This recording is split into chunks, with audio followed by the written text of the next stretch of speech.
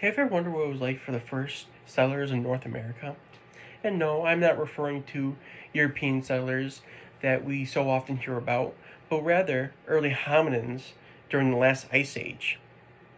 And there are two main theories on how humans could have gotten to North America through the land bridge, and that is the coastal and inland hypotheses.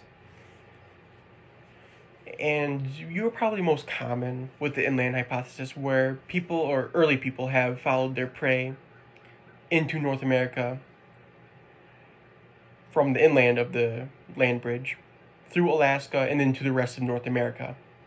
But there's a newer hypothesis that suggests that early people would have gone along the coasts of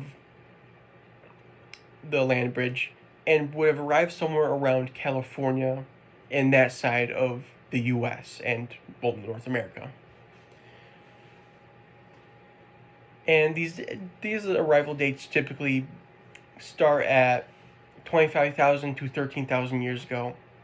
But there's a site in San Diego, California that might provide a hominin presence in North America 130,000 years ago. And you might be wondering, what's the evidence for this site? Because to move it back that long is kind of crazy. And the evidence for the site is that there's fossilized mastodon bones that have signs of human butchering on them. And when archaeologists look for, or what archaeologists look for when they're looking at a supposed kill site, is two things. They are looking for tools that could have been left behind, which Holland and his associates who studied the Cerutti Mastodon site have found 8 cobbles that they suggest could have been used for butchering. So they found 8 cobbles that were suggested to be used for butchering the bones of the mastodon. And they are called anvil and axe stones. And an anvil stone is obviously something, or a large hard stone that you place something like bone or meat to cut with the axe stone.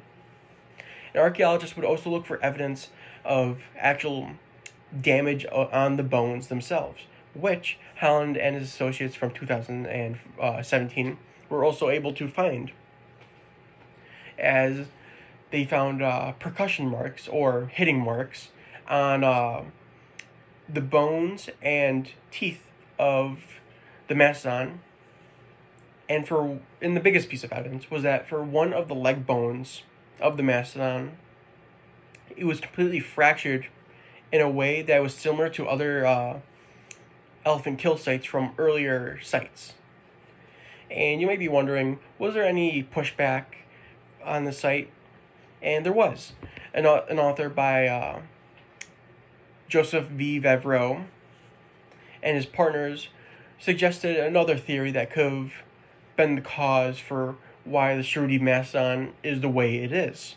And that is through a geologic phenomenon called a alluvial flow. An alluvial flow is simply when sediment from a higher elevation falls to a lower elevation. So what they suggest is that the percussion marks, they suggest that in their 2018 review paper is that the cobbles from the higher elevation would have fallen and hit the bones, causing those percussion marks. And they would also explain why those cobbles were there in the first place, near the bones. And in response, Holland and another researcher made a rebuttal suggesting, or to defend the evidence of the site being actual evidence of human arrival 13,000 years ago. And one way Holland defends himself is that the isotopes on the stones show signs that they were actually getting hit one way repeatedly, as the isotopes from the bone, so like carbon, were found on one face of the stone but not the other, as if it was just falling down randomly. It would have probably been once or twice, and it would have been somewhere random around the rock or cobble, but it was on one face of the stone or cobble, and was it had a large amount of isotopes, suggesting repeated hitting. And Holland was supported by Bordes from a 2020 paper, showing that there actually wasn't any signs that alluvial flow was present in the site. And for a direct quote from Holland's response from 2019, the andesite cobble CM281, for example, exhibits impact marks resulting from stone-on-stone impact, presumably from when a hammer has missed the bone and struck the anvil.